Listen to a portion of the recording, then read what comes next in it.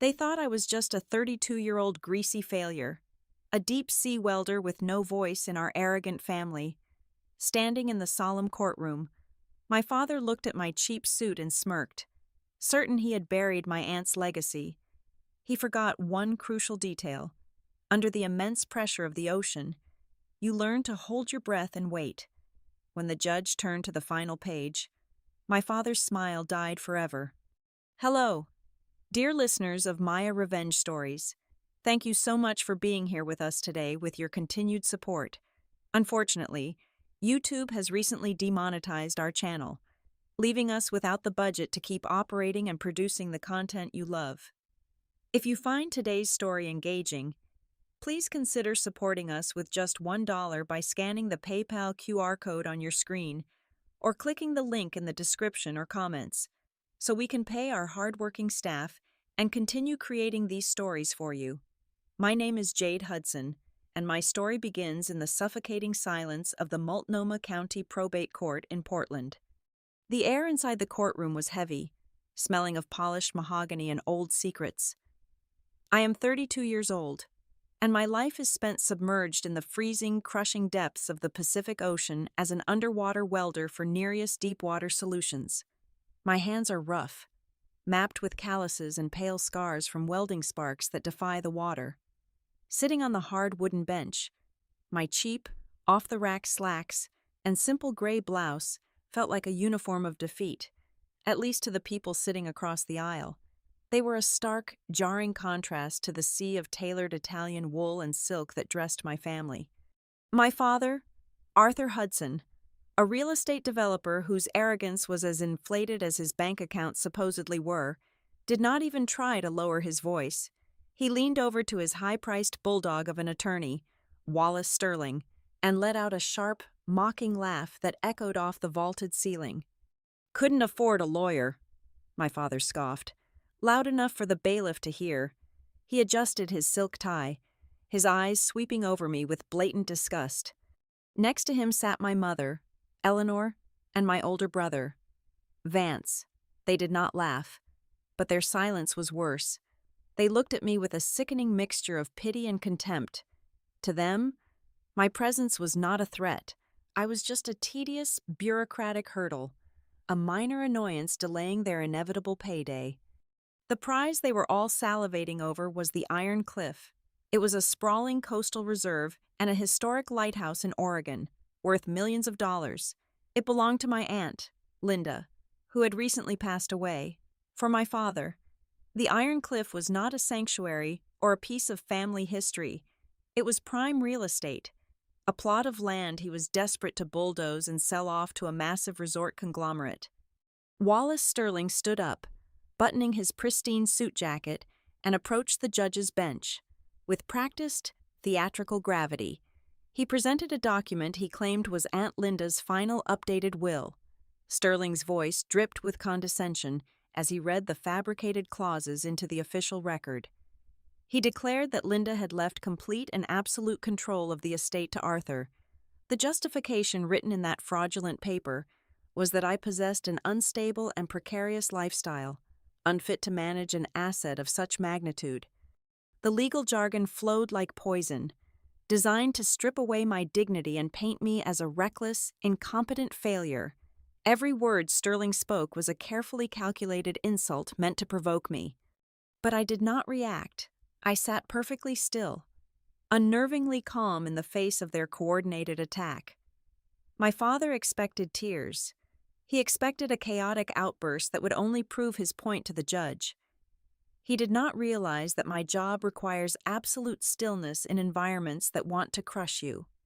I kept my breathing steady, my eyes fixed forward, in my lap. My scarred hands tightly gripped a small, worn wooden box. It was weathered by salt and time, carrying the faint, unmistakable scent of the ocean. I ignored their sophisticated insults, holding onto the box, and waited for the pressure to drop.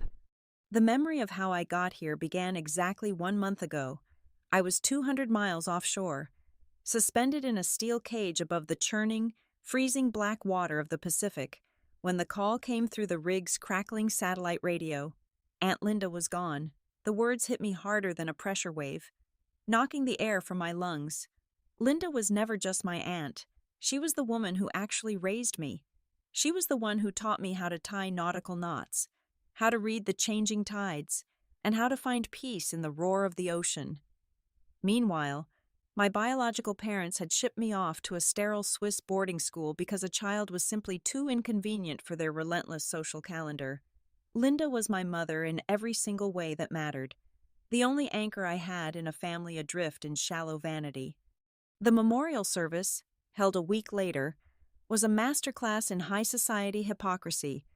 The Hudson family stood by the polished mahogany casket without shedding a single, genuine tear. My mother wore a black designer veil that probably cost more than my entire commercial diving suit, dabbing her perfectly dry eyes whenever a photographer from the local society page wandered by. But the real sickness of my family was happening just out of sight, masked by the clinking of champagne glasses. During the catered reception, I caught Vance and my father whispering in the courtyard with a man carrying a laser measuring tool and a leather portfolio. They had actually brought a commercial real estate appraiser to my aunt's funeral. They were calculating the square footage of her property, estimating the profit margins of tearing down her legacy while her body was still above ground. Before I could escape the suffocating atmosphere, my father cornered me near the coat check. His breath smelled of expensive scotch and raw, unadulterated greed. He grabbed my arm, his manicured fingers digging into my bicep. "Look at you," he sneered, his voice a low, venomous hiss that only I could hear. Still groveling in the low-class mud with that ridiculous underwater welding nonsense, you look like a mechanic. It is an absolute embarrassment to the Hudson name. He reached into his tailored breast pocket and pulled out a folded piece of heavy paper. Shoving it aggressively against my chest, I looked down. It was a check for $15,000, paper-clipped to a dense legal waiver. "Sign the renunciation," he ordered, his eyes cold and flat. "Take this charity and go back to your oil rig. You have no business managing an estate like this, and you certainly do not have the intellect to maintain it. Consider it a generous severance from the family." I did not take it. I let the paper slip from his fingers and flutter to the marble floor. $15,000. It was the exact price he put on a lifetime of neglect, the calculated cost of buying my absolute silence. I turned my back and walked out into the pouring Oregon rain without saying a single word. That night, I drove the winding coastal highway back to the Iron Cliff. The storm battered the windshield, the wind howling like a wounded animal, but it was nothing compared to the storm brewing inside my chest. When I finally reached the lighthouse and unlocked the heavy oak door of Linda's house, my heart stopped. The sanctuary had been violated. Vance had gotten there first. The living room, a place of so many warm memories, was completely ransacked. The linen sofa cushions were slashed open. The oak drawers were yanked from their tracks and splintered, and Linda's priceless collection of sea glass, navigation charts, and antique compasses was scattered and ruthlessly crushed on the hardwood floor. He had been tearing the place apart looking for the land deeds, desperate to secure his inheritance before the dirt settled on her grave. I stood in the center of the destruction. A normal person might have collapsed in tears, broken by the sheer malice and greed of their own flesh and blood. But beneath the ocean waves, panic is the fastest way to die. You have to lock your emotions in a watertight compartment, steady your heart rate, and focus entirely on the mechanics of survival. I did not cry. Instead, I remembered my aunt. I walked past the ruined furniture to the heavy stone fireplace. Sitting on the mantel was Linda's most prized possession, an antique bronze marine chronometer. Vance had knocked it over onto its side, assuming it was just a bulky, worthless old clock. But he did not know Linda. He did not know how her brilliant mind worked. I picked up the heavy brass instrument, feeling its cold weight. My fingers, accustomed to turning heavy industrial valves in pitch darkness, traced the intricate metal housing. Only Linda and I shared a deep love for complex mechanics. I gripped the main winding gear at the back. Instead of turning it clockwise to set the time, I pressed down hard, engaging a hidden spring and rotated it counterclockwise exactly 3 full turns. There was a sharp, satisfying mechanical click that echoed in the quiet room. The heavy brass backplate popped open, revealing a hidden compartment lined with dark velvet. Inside, there was no traditional paper will for Vance to steal. There was only a small, heavy encrypted USB drive and a piece of thick parchment folded neatly in half. I pulled out the paper and immediately recognized Linda's sharp, elegant handwriting. The ink was dark, the message brief and chilling. "They will try to swallow this ship whole. Jade." The note read, "Take this to Beatrice Thorne. Do not trust anyone in the surface world." I stood there in the dimly lit room, staring at the drive in my calloused palm, the cold brass of the clock grounding me to reality. My father thought I was just a grease-covered laborer he could swat away with a check and a few carefully chosen insults. He thought he had already won the war, but he had no idea what kind of immense pressure I was trained to withstand, and he certainly had no idea what kind of monster he had just woken up. By dawn, I had already secured an indefinite leave of absence from my supervisor at Nereus Deepwater Solutions.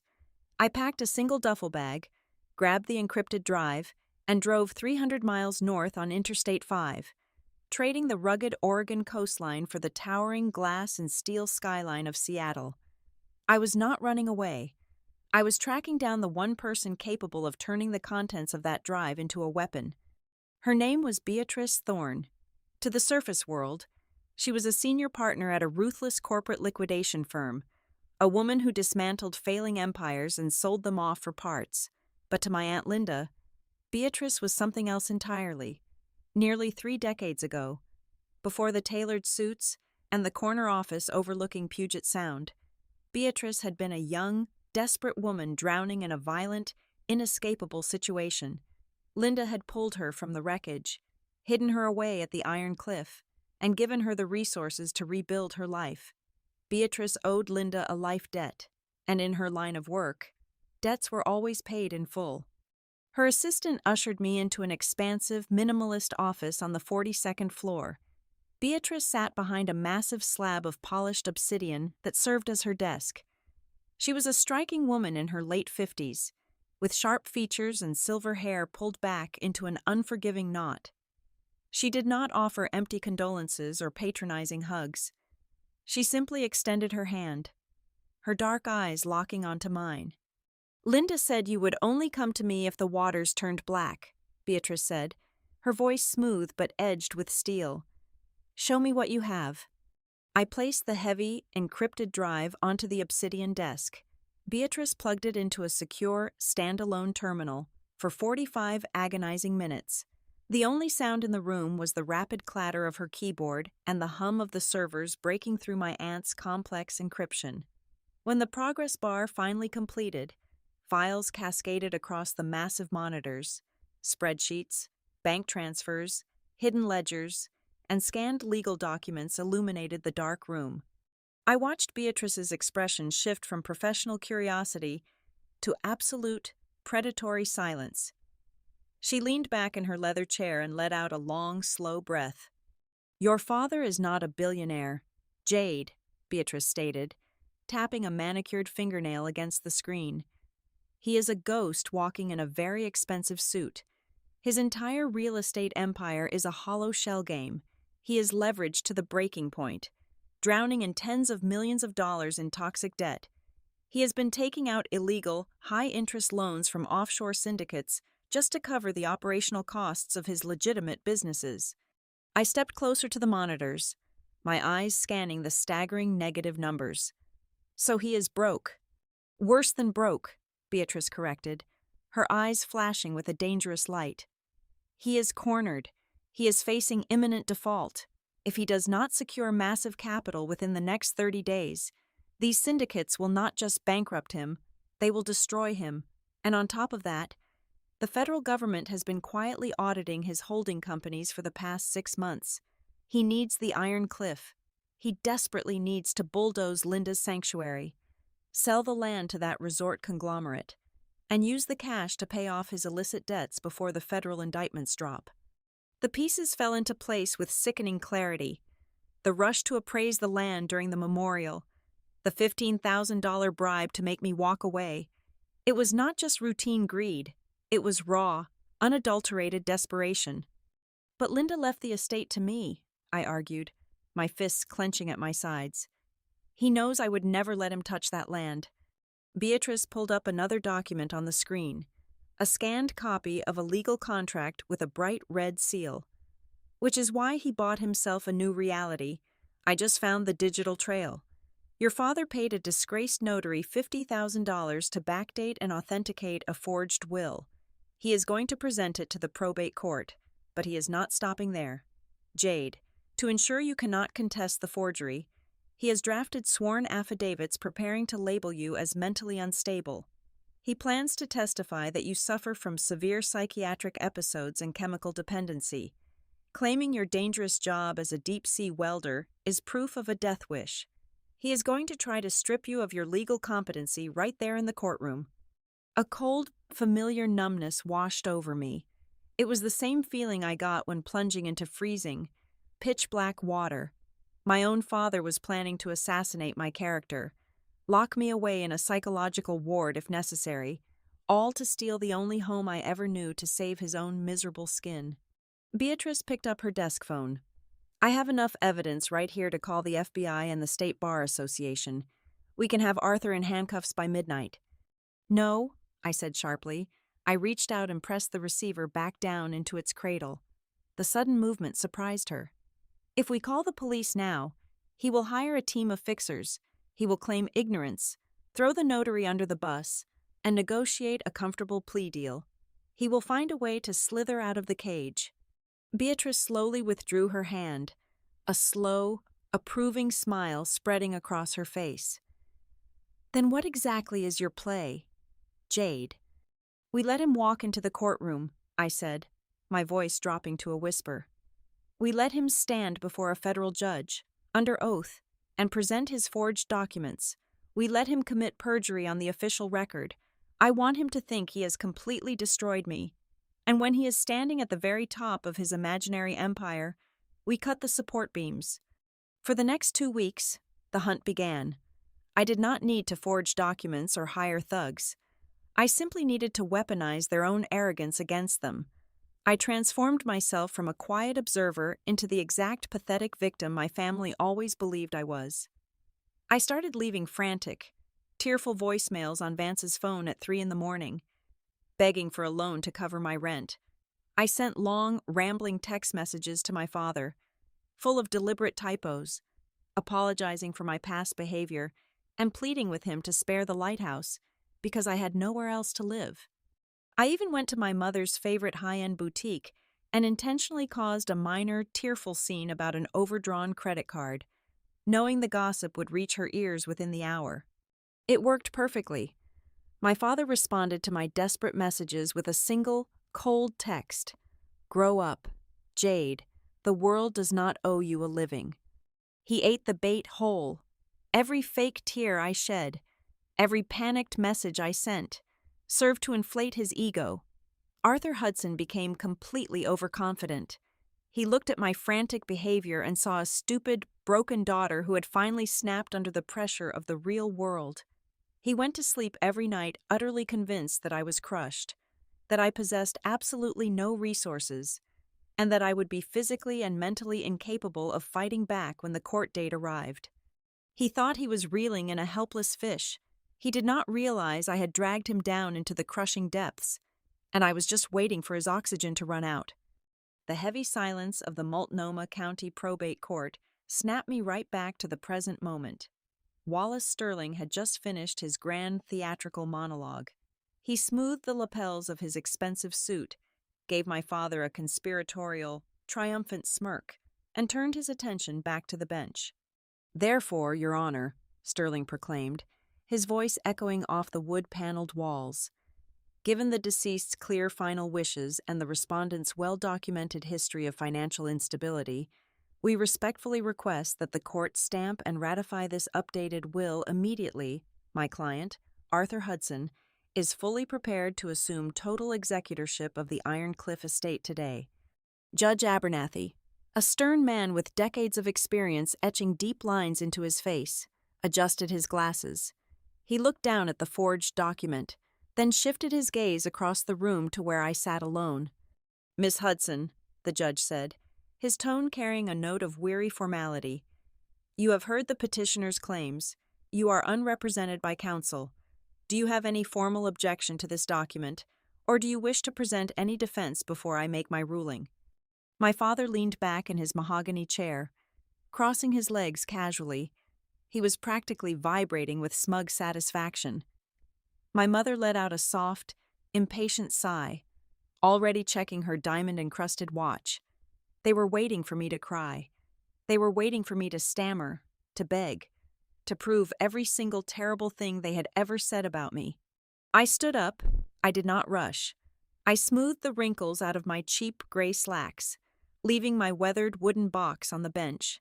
I kept my back straight and my shoulders squared, bringing the discipline of the deep sea to the surface. I looked directly into my father's eyes. His smug smile faltered for a fraction of a second, just long enough for me to see the brief flash of confusion behind his polished veneer. "I do not have a lawyer representing me, Your Honor," I said, my voice echoing clear, cold, and perfectly steady across the courtroom. "Because the person who needs protection today is not me." Before Sterling could object to my statement, the massive oak doors at the back of the courtroom swung open with a violent, booming crash. Every head in the room snapped around. Beatrice Thorne walked through the doorway. She did not just enter the room, she commanded it. She wore a razor-sharp charcoal suit, carrying a thick leather briefcase, her heels clicking against the marble floor with the rhythmic, terrifying precision of a ticking clock. Two federal marshals followed quietly behind her, taking up positions by the exits. My father frowned, annoyed by the interruption. Vance shifted uncomfortably in his seat. Sterling immediately stepped forward, his face flushing with indignation. "Your Honor, I object," Sterling barked, waving his hand toward the aisle. "This is a closed probate hearing. We are in the middle of a ruling. Who is this woman?" Beatrice ignored him completely. She walked straight past my family, her eyes locked onto the judge. She reached the wooden gate, opened it, and stepped confidently into the well of the court. "My name is Beatrice Thorne," she announced, her voice ringing out with absolute, undeniable authority. "I am the senior managing partner and legal representative for Vanguard Asset Management Group, and I am here to intervene in this matter on behalf of my client, who happens to be the primary and controlling creditor of Arthur Hudson's entire corporate portfolio." A collective, breathless gasp swept through my family's side of the courtroom. My father's face went rigid. His skin lost its color, turning a sickly, ashen gray. Vanguard Asset Management Group was the shadowy, offshore syndicate holding the massive, high-interest loans, keeping his fake empire afloat. He had spent months terrified of them, and now their top enforcer was standing 3 feet away from him in a federal building. "Counselor Thorne," Judge Abernathy said, leaning forward with sudden, sharp interest. "This is a probate dispute regarding the estate of Linda Hudson. How does your corporate grievance have any bearing on the ratification of this will?" Beatrice unclasped her briefcase. She pulled out a towering stack of heavily bound, watermarked documents and placed them directly onto the judge's bench. "Because, Your Honor," Beatrice replied, her voice dropping to a dangerous register. "The document Mr. Sterling just presented to this court is a fraudulent forgery, backdated and purchased for $50,000. The actual, legally binding estate of Linda Hudson was removed from probate jurisdiction exactly 5 years ago. It was restructured into an irrevocable, impenetrable blind trust. Neither Arthur Hudson, nor anyone else in his family, has the legal standing to claim a single grain of sand on that property." Sterling practically jumped out of his shoes. "Objection. This is outrageous slander, Your Honor. She has absolutely no proof of these wild accusations." Beatrice slowly turned her head to look at Sterling. She looked at him the way a hawk looks at a field mouse. She reached back into her briefcase and pulled out a single, thin manila folder. She did not hand it to the judge. She walked directly over to the plaintiff's table and dropped the folder right in front of Wallace Sterling. "Turn to the last page, Mr. Sterling," Beatrice ordered. Sterling scoffed, trying to maintain his arrogant composure. He flipped the folder open. He aggressively turned the pages, ready to dismiss whatever he found. But as his eyes hit the final sheet of paper, the transformation was instantaneous and brutal. The color completely drained from the lawyer's face. His mouth fell open, his breath hitching in his throat. His hands began to shake so violently that the heavy parchment rattled against the polished wooden table. His knees simply gave out. Sterling collapsed backward into his leather chair, staring at the paper as if it were a live grenade. "Wallace," my father whispered harshly, grabbing the lawyer's shoulder. "Wallace, what is it? What does it say?" Sterling could not speak. He was hyperventilating, his eyes wide with absolute, career-ending terror. "Allow me to clarify for the court," Beatrice said, her voice echoing in the dead silence of the room. "The documents currently resting on the plaintiff's table are the original, unredacted promissory notes detailing over $40 million in illicit, undisclosed debt currently held by Arthur Hudson. He has been secretly borrowing from Vanguard Asset Management Group for 10 years to cover up his fraudulent business practices." My father leaped to his feet, his composure shattering completely. "This has nothing to do with my sister's estate. This is a private corporate matter. You cannot bring this into a probate court." "It has everything to do with the estate, Arthur," Beatrice countered, taking one deliberate step toward him, "because you never bothered to investigate who actually owned the syndicate you were borrowing from. You only cared that the money kept flowing. If you had done your due diligence, you would have realized that Vanguard Asset Management Group is a holding company." Beatrice paused, letting the silence stretch until it was practically suffocating. I watched my father's chest heave as panic fully took hold of him.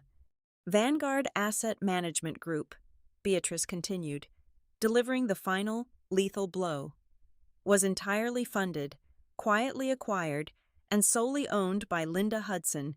She has been your secret loan shark for an entire decade." The courtroom seemed to violently tilt on its axis.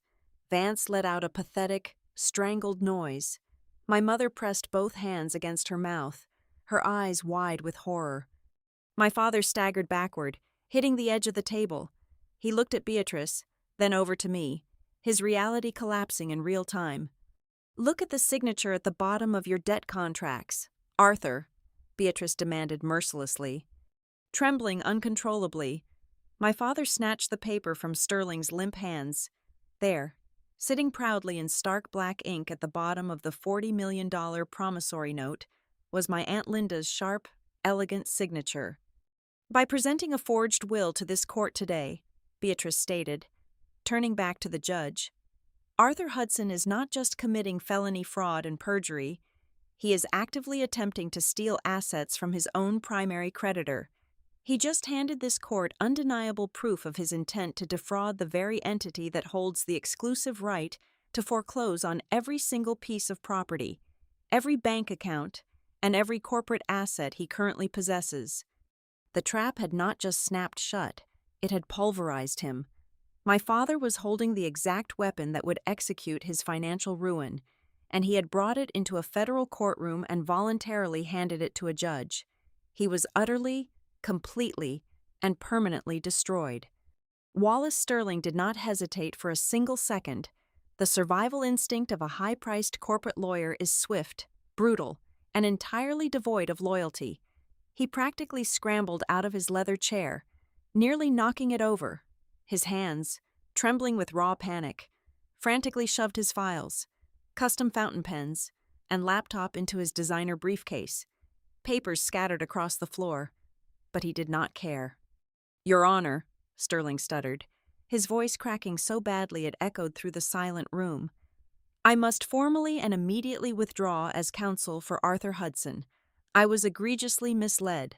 I had absolutely no prior knowledge of these fraudulent documents, the forged signatures, or the underlying financial insolvency of this estate. I am recusing myself from this matter effective immediately to protect my license and my firm." My father snapped out of his paralyzing shock and grabbed the lawyer's arm. "Wallace, what are you doing? You work for me. You cannot leave me here. Fix this." Sterling violently yanked his arm away as if my father were infected with a deadly contagious disease. "I work for clients who can actually pay. Arthur, you are a bankrupt felon. Do not ever contact my office again." Sterling turned and fled down the center aisle, pushing past the heavy oak doors without looking back, leaving his former client utterly abandoned. The heavy wooden gavel came down with a sound like a rifle shot. Judge Abernathy was livid. The veins in his neck bulged as he glared down at the man who had dared to turn his courtroom into a stage for criminal deception.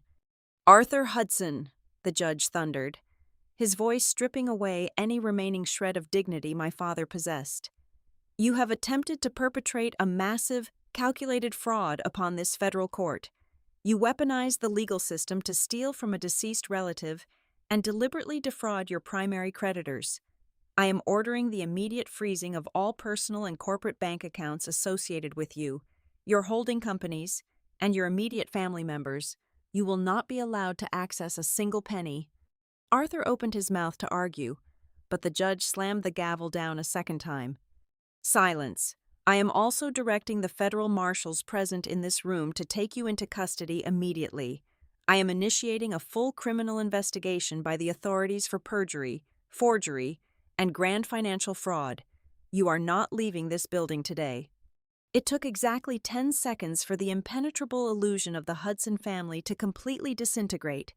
The moment the words "freeze all accounts" and "criminal investigation" hit the air, the rats began turning on each other to survive the sinking ship. Vance jumped to his feet, his face pale and slick with panicked sweat. He pointed a shaking finger directly at his own father. "I had nothing to do with this. He forced me, Your Honor. He made me go to the lighthouse to look for the deeds. He hired the appraiser. He told me if I did not help him cover up his toxic debts, I would lose my trust fund and my apartment. He is a monster. I am a victim here." Arthur stared at his golden boy in absolute, heartbroken shock. But before he could process his son's betrayal, my mother joined the slaughter. Eleanor burst into loud, theatrical tears, her expensive mascara running down her cheeks as she clutched her designer handbag like a life preserver. "I did not know anything," she wailed, physically stepping away from her husband of 35 years. "He kept me in the dark about the money. I just signed the tax returns where he told me to. I have my own separate assets. Your Honor, you cannot freeze my accounts. I am entirely innocent." They were practically climbing over Arthur's metaphorical corpse to save themselves. They screamed and blamed each other right in front of the witness stand, tearing each other apart like wild animals. In mere seconds, they stripped away decades of supposed upper-class refinement to reveal the pathetic, greedy creatures they truly were. My father was left standing entirely alone in the center of the destruction. His vast, powerful empire had been reduced to ash in less than 5 minutes. His legs finally gave out. He sank heavily into his chair, his broad shoulders collapsing inward. The arrogant, untouchable billionaire was gone. In his place was a hollow, terrified old man facing the absolute certainty of a federal prison cell. Slowly, his bloodshot eyes found mine across the room. The condescending sneer was completely erased. Instead, his face twisted into a mask of pure, desperate terror. He looked at me not as a daughter, but as the only person left in the universe who possessed the power to call off the wolves. "Jade," he croaked, his voice cracking pathetically. He reached a trembling hand out toward me across the divide. "Please, Jade, you have to talk to her. You have to tell Vanguard to stop. I am your father. We are blood. We are family. You cannot let them do this to me. Please, I am begging you, have some mercy." I picked up my weathered wooden box from the bench. I walked across the courtroom floor, the heavy thud of my work boots echoing against the marble. I did not smile, I did not laugh, and I did not gloat. I felt absolutely nothing for him. I stopped right in front of his table and looked down at the man who had thrown me away like garbage. I leaned in close. keeping my voice low, cold, and perfectly steady. "You were right," I whispered. "The mud at the bottom is very deep. Now, experience it for yourself." I turned my back on him, leaving him gasping for air as the two federal marshals moved in, grabbing his arms to pull him to his feet and place his wrists in cold steel cuffs. Beatrice Thorne met me at the heavy wooden gate separating the gallery from the well of the court. Her expression was calm and deeply satisfied. She reached into her tailored suit pocket and pulled out a heavy, antique brass key. It was the legal, undisputed key to the main door of the Iron Cliff Lighthouse. She placed it into my calloused palm and closed my fingers tightly around it. There were no cheers. There was no dramatic music or applause. The trial ended in the most fitting way possible. As I walked out of the heavy double doors into the bright Portland afternoon, the only sound left behind in that courtroom was the dead, suffocating silence of a ruined family finally choking on their own poison. 6 months have passed since the heavy doors of the federal courthouse closed behind me. The surface world moved on, but the reality for the people I used to call family shifted permanently. Arthur is currently awaiting his federal criminal trial. Stripped of his fake wealth and drowning in legal debts, the former real estate king is now working grueling manual labor shifts on a construction site just to afford a basic defense attorney. Vance and Eleanor were swiftly evicted from their sprawling estate. They now live in a cramped, cheap apartment complex on the edge of the city, completely shunned and blacklisted by the high society circle they worshipped. I never pursued any further civil lawsuits to drain whatever pennies they had left. I simply changed my phone number and cut all contact. I realized that the ultimate punishment for them was not losing a lawsuit. It was forcing them to wake up every single day and live the exact same working-class life they had spent decades despising. I returned to the Iron Cliff. Using the substantial quarterly dividends from Linda's holding company, I did not just repair the damage Vance caused. I completely renovated the lighthouse and the surrounding coastal reserve. I turned my aunt's sanctuary into a free, fully funded retreat for female workers in heavy industry and maritime professions.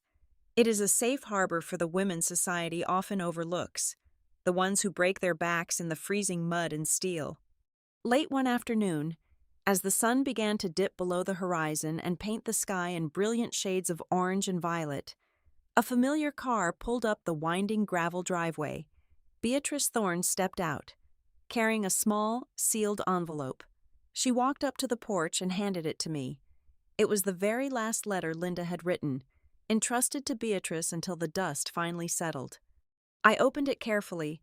The familiar, elegant handwriting filled the page. "My dearest Jade," the letter read, "I always knew exactly what Arthur was. I spent my entire life forging this steel shield so that when the day came, his greed would break against it. But the shield is meant to protect you, not trap you. Do not let their poison rust your heart. Forgive them by forgetting them. Build your own world, live brilliantly, and be as free and untamable as the ocean waves." Beatrice squeezed my shoulder gently before leaving me alone with the sound of the crashing surf. I walked up the spiraling iron staircase to the very top of the lighthouse and stepped out onto the metal balcony. The cold, salty wind of the Pacific Ocean whipped through my hair. I looked down at my hands resting on the railing. They were still deeply calloused, permanently speckled with tiny scars and faint grease stains from the welding rigs. But they were no longer the hands of an outcast. They were the hands of a builder. I had finally forged a new family, a sanctuary of my own making, and an entirely new empire that no one could ever sink. Thank you so much. Dear listeners, for joining me on this journey today. I would love to know where in the world you are listening from, so please let me know down below. If you found today's story engaging and want to help us keep this channel alive, please consider supporting us with just $1.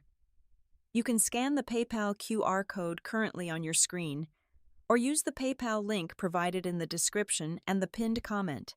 Your kindness gives our hardworking staff the budget they need to feed their families and continue creating better, more exciting stories for you every single day. Stay strong, and until next time, take care.